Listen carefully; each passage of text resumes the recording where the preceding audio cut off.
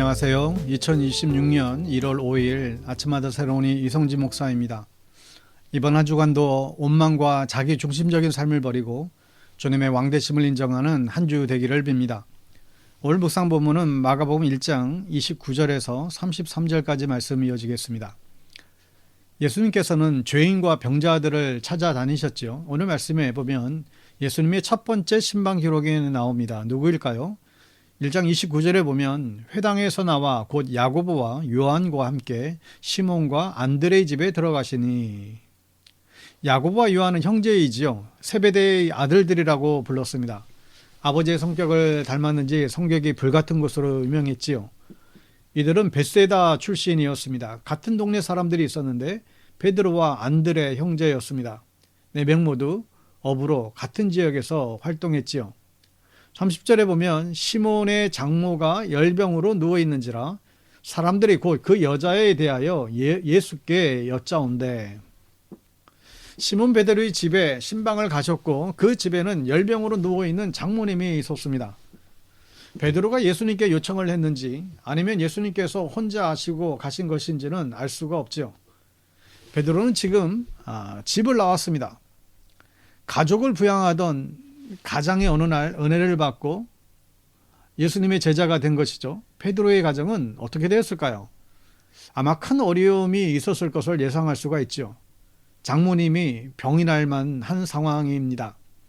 31절에 나아가사 그 손을 잡아 일으키시니 열병이 떠나고 여자가 그들에게 수종드니라. 예수님께서 베드로의 장모를 일으켰고 일어나셨어요. 그리고 예수님의 시종을 들었다고 합니다. 아픈 사람이 완벽하게 나았다는 증거가 되죠. 방금 전까지 누워서 앓고 있던 사람이 잠시 일어날 수는 있어요. 그러나 그 사람이 시중을 들 수는 없잖아요. 그만큼 완벽하게 나았음을 보여줍니다. 예수님의 첫 신방은 베드로였습니다. 베드로는 예수님의 신방에 정말 감사했죠. 그리고 자신의 가족의 병곤침 받는 체험도 쌓게 되었습니다. 덕분에 베드로는 예수님의 수제자가 될 수 있었습니다. 우리 모두 이런 베드로와 같은 체험이 있는 믿음이 또한 있게 되기를 바랍니다. 32절 33절에 보면 저물어 해질 때에 모든 병자와 귀신 들린 자를 예수께 데려오니 온 동네가 그 문 앞에 모였더라. 아멘. 이 소문이 동네에 쫙 퍼졌어요. 그러자 동네에 온갖 병자들과 귀신 들린 사람을 예수님께 데려오죠. 집에 들어오지도 못하고 그 문 앞에 모여 있었습니다. 베드로 장모님은 정말 이제 시기를 글렀죠.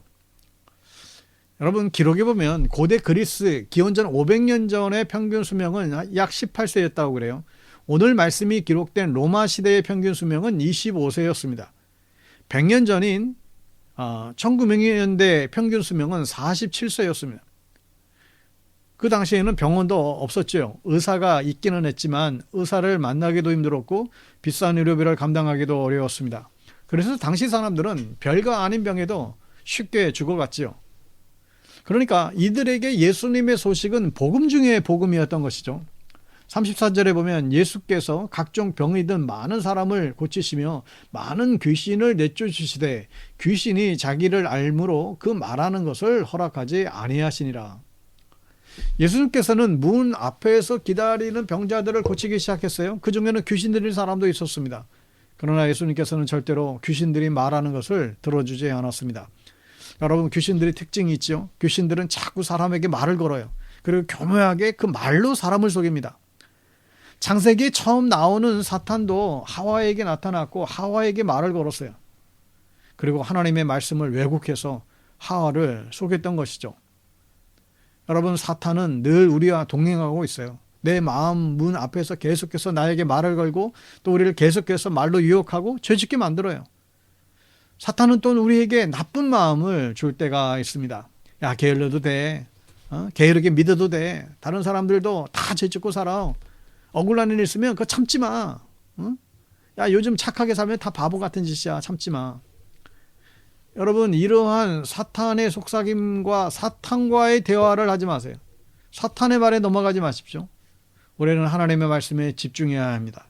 그러면 사탄의 말은 들리지 않을 것입니다. 여러분, 이번 한 주간도 주님과 동행하는 우리 성도님들 다 될 수 있기를 주님의 이름으로 축원합니다. 기도하겠습니다. 오늘도 우리의 마음을 신방하시는 고마우신 아버지 하나님, 우리의 형편을 돌보시고 우리의 마음을 돌봐주시니 감사합니다. 병든 장모 때문에 마음 아파하던 베드로를 위로하시고 병상에서 일으켜 주신 예수님의 능력을 의지합니다.